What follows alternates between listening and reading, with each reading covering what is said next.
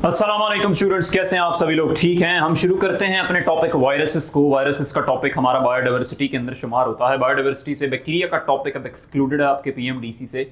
Even के जो topic अभी हम पढ़ने वाले हैं, ये डिस्कवरी ऑफ वायरसेस वाला, ये भी आपके एमडी कैट का टॉपिक जो है वो नहीं है। क्या मैंने कहा? डिस्कवरी और हिस्ट्री वाला जो टॉपिक है ये आपके एमडी कैट का टॉपिक नहीं है। ये सिर्फ और सिर्फ डिफरेंट जो एग्जाम्स हैं एमडी कैट के अलावा उनके लिए ये टॉपिक जो है वो इंपॉर्टेंट हो सकता है। मैं यहाँ किसी एग्जाम को स्पेसिफिक नहीं कर रहा, जितने भी एग्जाम्स हैं अदर देन एमडी कैट उनके लिए ये टॉपिक इंपॉर्टेंट हो सकता है। ठीक है, तभी इसकी रिकॉर्डिंग की जा रही है। डिस्कवरी ऑफ वायरसेस इस साल पीएमडीसी एमडी कैट 2025 में रिमूव्ड है। तो सबसे पहले यहाँ पर देखें वायरोलॉजी का क्या मतलब होता है। याद रखना, वायरोलॉजी आपके पास माइक्रोबायोलॉजी की ब्रांच है। क्या मैंने कहा? वायरोलॉजी आपके पास माइक्रोबायोलॉजी की ब्रांच है, जहां पर हम डिस्कस करते हैं वायरसेस को और उनके रिलेटेड तमाम एस्पेक्ट्स को। ठीक है, तो वायरसेस से रिलेटेड जो स्टडी होती है हम उसको वायरोलॉजी के अंदर शुमार करते हैं। अब वायरसेस के हवाले से कैरेक्टरिस्टिक, वैसे तो ये कैरेक्टरिस्टिक ऑफ वायरसेस की टॉपिक के अंदर डिस्कस करेंगे, लेकिन अभी भी आपके पास ये जो वायरसेस होते हैं ना, ये बॉर्डर लाइन होते हैं between living and non living character. अब ये बात क्या है, इसको हम जस्टिफाई करेंगे कैरेक्टरिस्टिक्स ऑफ वायरसेस के अंदर। अभी आपने बस ये बात माइंड में रखनी है कि these are border line between living and non living organisms. अब लिविंग ये कब होते हैं? इनसाइड द सेल, यानी कि जब इनको सेल के अंदर एंटर करेंगे तब ये कुछ ऐसे कैरेक्टरिस्टिक्स और कुछ ऐसे मेथड्स या मोड्स शेयर करेंगे जहां पर हम इनको लिविंग कैरेक्टर्स के अंदर शुमार कर देंगे।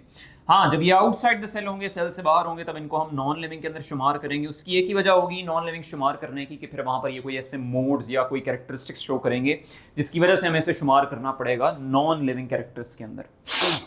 अब एक बड़ी इंटरेस्टिंग बात है वायरसेस की हिस्ट्री से रिलेटेड कि वायरसेस को पहले कहा जाता था these are the poisonous entities which are related to death. ठीक है, इनको मेंशन किया जाता था these are the poisonous entities related to death. तो ये था आपके पास वायरस से रिलेटेड पुराना कॉन्सेप्ट। अब याद रखना है, एक complete mature infectious particle of virus को, कंप्लीट मैच्योर वायरस पार्टिकल को हम नाम देते हैं वायरियन का। क्या मैंने कहा? Complete mature infectious particle of virus को नाम देते हैं वेरियन का। अब वायरियन से भी ना कुछ छोटे इन्फेक्शियस एजेंट्स होते हैं, जैसे आपके पास प्रियॉन्स होता है, वायरॉइड्स होता है। इनका स्ट्रक्चर ऑफ वायरस में डिटेल में पढ़ेंगे, लेकिन जरा कॉन्सेप्ट ले लें। वायरॉइड होता है सिर्फ और सिर्फ एक इन्फेक्शियस आरएनए। क्या मैंने कहा? Infectious RNA. और एक वायरॉइड कॉज होता है हेपेटाइटिस डी का। ठीक है, हम ये मेंशन करते हैं हेपेटाइटिस डी एक viroid causing disease, viroid caused by a viroid है। ठीक है, आगे हम बात करते हैं प्रायोन्स की। याद रखना, ये आपके पास इन्फेक्शियस या यूं कह लो ये आपके पास एक मिसफोल्डेड प्रोटीन्स होती हैं।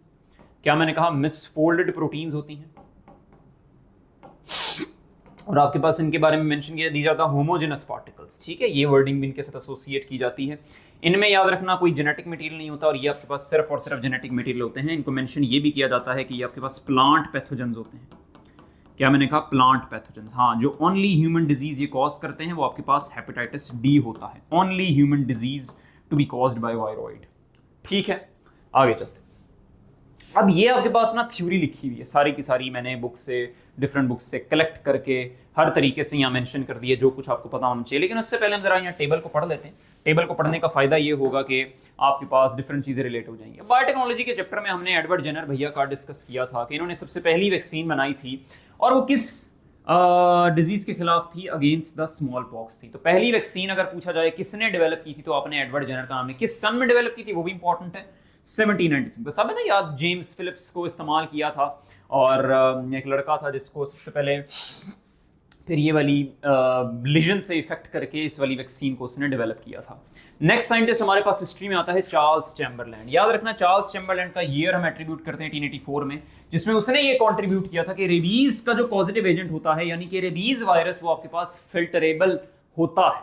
तो filterable nature of rabies virus किसने डिस्कवर की थी? आपने एट्रीब्यूट करना है चार्ल्स चैम्बरलैंड का नाम। फिर बात आती है एवानुस्की की। अब दिमित्री एवानुस्की ने 1892 का ईयर इसके साथ एट्रीब्यूट किया जाता है। इसने टोबैको मोज़ेक वायरस की जो फिल्टरेबल नेचर है उसको डिस्कस किया था, डिस्कवर किया था। तो हम इसके साथ जो वर्क एट्रीब्यूट करते हैं वो एवानुस्की का है। फिर आता है डब्ल्यू एम स्टैनली।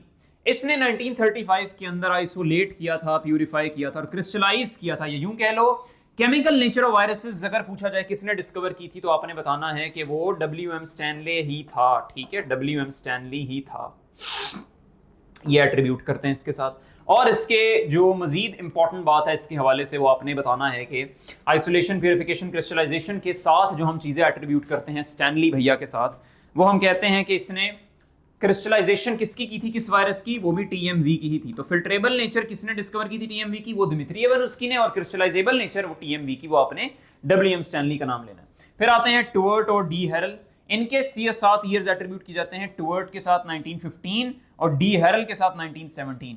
इन्होंने इन दोनों ईयर्स के अंदर इंडिपेंडेंटली बैक्टीरियोफेजिस को डिस्कवर किया था। ठीक है, बैक्टीरियोफेजिस को डिस्कवर किया था। अब ये तो था डिफरेंट साइंटिस्ट और उनकी कॉन्ट्रीब्यूशंस जो बायोलॉजी के अंदर है। अब यहां पर हमने बात करनी है कि ये जो चार्ल्स चैम्बरलैंड था, इसने ये जो फिल्ट्रेबल नेचर डिस्कवर की थी, इसके लिए ना इसने कुछ फिल्टर्स का इस्तेमाल किया था, उनको हम बोलते हैं पोर्सिलेन फिल्टर्स। क्या मैंने कहा, पोर्सिलेन फिल्टर्स। 1884 के अंदर चार्ल्स चैम्बरलैंड फाउंड दैट ऑर्गेनिजम्स और agents responsible for rabies could pass through porcelain filters, और उनका अपने ये साइज याद रखना है 100 से लेकर 1000 नैनोमीटर का था। इनको हम एक और नाम भी देते थे, पैस्चर चैम्बरलैंड फिल्टर, जिसको डेवलप डेफिनेटली चार्ल्स चैम्बरलैंड ने किया था। और इन एंटिटीज को जो रेबीज वायरस की थी, इनको हमने कह दिया था कि ये आपके पास फिल्टरेबल हैं, और ये किसकी कंट्रीब्यूशन थी, चार्ल्स चैम्बरलैंड की। दोबारा इसलिए नाम लिख रहा हूं ताकि तुम्हारे दिमागों में बैठ जाए कि filterable nature of rabies virus को किसके साथ एट्रीब्यूट करते हैं, with the Charles चैम्बरलैंड scientist.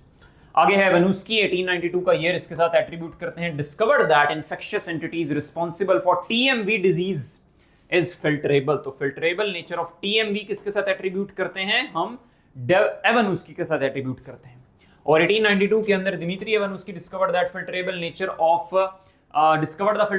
tobacco mosaic disease agent by demonstrating that even after passing infected sap through a filter designed to trap bacteria, the filtrate remained infectious। समझ आई इस बात की कि उसने एक फिल्टर को डेवलप किया जो बैक्टीरिया को ट्रैप कर सकता था, क्योंकि उसे ये लग रहा था कि टीएमवी डिजीज का जो पॉजिटिव एजेंट है वो एक बैक्टीरिया होगा जो ट्रैप हो जाएगा उन फिल्टर्स के अंदर, लेकिन वो ट्रैप ही नहीं हुआ। जिससे एक तो ये बात साबित हुई कि बैक्टीरिया तो इसका पॉजिटिव एजेंट नहीं है, क्योंकि बैक्टीरिया होता तो वो तो ट्रैप हो जाता, लेकिन वो तो एक छोटा बैक्टीरिया से भी छोटा एक पार्टिकल था जो कि उन पोर्सिलेन फिल्टर से भी, या यूं कह लो जो फिल्टर्स एवानोव्स्की ने इस्तेमाल किए उनसे पास कर गया। ठीक है, यानी कि वो इतना कोई छोटा पार्टिकल है, छोटा इन्फेक्शियस एजेंट है जो कि टीएमवी के लिए रिस्पांसिबल है, suggesting that causative agent was even smaller than bacteria। ठीक है, आगे आता है 1935 में डब्ल्यूएम स्टैनली का वर्क, जिसने क्रिस्टलाइज किया था टोबैको मोज़ैक वायरस को 1935 के अंदर। ये सब कुछ इंपॉर्टेंट है। अब इसके अलावा कुछ केपी के बीटीबी की बुक्स बताती हैं कि येलो फीवर वायरस को डिस्कवर किया गया था 1901 के अंदर। ये भी हिस्ट्री के अंदर आपने पॉइंट याद रखना है। फुट एंड माउथ डिजीज का जो वायरस था उसको 1898 के अंदर डिस्कवर किया गया था। डायरेक्ट ईयर आपसे आ सकता है। Bacteriophages were discovered independently by Tourt in 1915 and D. Harrell in 1917 independently। ठीक है, तो ये तमाम पॉइंट्स आपकी ऐसे फिंगर टिप्स पर होने चाहिए हिस्ट्री और डिस्कवरी से रिलेटेड। अब ये तुम्हारे पास वो पोर्सिलेन फिल्टर्स बने हुए जिनका साइज चार्ल्स चैम्बरलैंड ने बताया था 100 से लेकर 1000 नैनोमीटर का था। बैक्टीरिया इसमें से जो है वो पास नहीं कर सके थे, यानी कि वो यहाँ पर ट्रैप हो गए थे, लेकिन वायरसेस जो थे वो यहाँ पर पास, जो रेबीज का वायरस है वो यहां से पास कर गया था, जिससे चार्ल्स चैम्बरलैंड को समझ आई कि रेबीज का जो पॉजिटिव एजेंट है वो कोई बैक्टीरिया नहीं है। यही काम डिमिट्री ने भी किया था। ठीक है, आगे चलो। Question, in 1935 W M Stanley prepared an extract of, किसका एक्सट्रैक्ट डब्ल्यूएम स्टैनली ने प्रिपेयर किया था। अच्छा, एक चीज यहां पर याद रखना, टोबैको मोज़ैक वायरस का एक्सट्रैक्ट ही उसने प्रिपेयर किया था, एचआईवी का नहीं किया था, फ्लू वायरस का भी नहीं किया था, और तुम्हारे पास पोलियो वायरस का भी नहीं किया था। ठीक है, टोबैको मोज़ैक वायरस पर उसकी जो है वो कॉन्ट्रीब्यूशंस थी। एक मिनट सिर्फ। ठीक है, आगे चलो। The complete mature and infectious particle of virus is known as, ये यूएचएस का 2024 का सवाल था। अच्छा, इसका ना उन्होंने ग्रेस मार्क दिया था, यूएचएस 2024 में इन्होंने इसका ग्रेस मार्क दिया था। क्यों? क्योंकि इसमें यहाँ पर वेरियन होना चाहिए था, लेकिन कुछ लोगों ने यह भी कहा कि complete mature infectious particle of virus लिखा हुआ है, तो इसका जवाब जीनोम होना चाहिए। यहाँ वायरस की बात ही नहीं कर रहा हो, लेकिन यूएचएस ने इसका ग्रेस मार्क दिया था, तो डजंट मैटर। हम यही लेकर चलेंगे कि वो हमेशा वेरियन की बात करेगा। कैप्सोमियर नहीं है, पेरियन नहीं है, और इनवेलप भी नहीं है। ठीक है, आगे चलो। The molecules used to control virus during infection of animal cells are, ये हमने इम्यूनिटी के टॉपिक के अंदर पढ़ा है, उसको यहाँ पर फिर दोबारा तुम्हें रिलेट करवा रहा हूँ। जो मॉलिक्यूल्स इस्तेमाल होते हैं to control virus during infection of animal cells, उनको हम क्या नाम देते हैं? तुम्हारे पास इंटरफेरॉन्स का। क्या मैंने कहा? इंटरफेरॉन्स का। हिस्टोन, एंटीजन, सीरम यहाँ से एलिमिनेट हो जाएंगे। आगे चलो। आगे हमारे पास कैरेक्टरिस्टिक्स ऑफ वायरस है, इसको शुरू करते हैं नेक्स्ट वीडियो टॉपिक के अंदर। नेक्स्ट 3 टॉपिक्स हमने और पढ़ने हैं, कैरेक्टरिस्टिक्स, क्लासिफिकेशन और स्ट्रक्चर ऑफ वायरस। ये तो मैंने डिटेल में कवर करने हैं।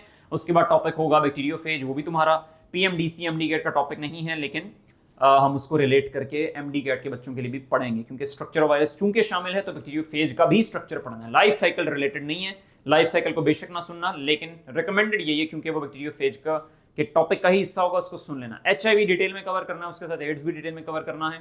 वायरल डिजीजेस में सिर्फ और सिर्फ एड्स को कवर करना है, लेकिन रिकमेंडेड यही है कि तमाम, चूंकि तुम वायरसेस को पढ़ रहे हो, स्ट्रक्चर पढ़ोगे, उन्हीं से रिलेटेड जो डिजीजेस हैं वो भी तुमने कवर करनी है। मैं एक टेबल यहाँ पर ड्रॉ करके तुम्हारे पास ले आऊंगा, उसमें तमाम बातें लिखी होंगी, बस उसको तुमने कवर करना है। इंशाल्लाह वो टॉपिक तुम्हारा कब वाइंड अप हो जाएगा।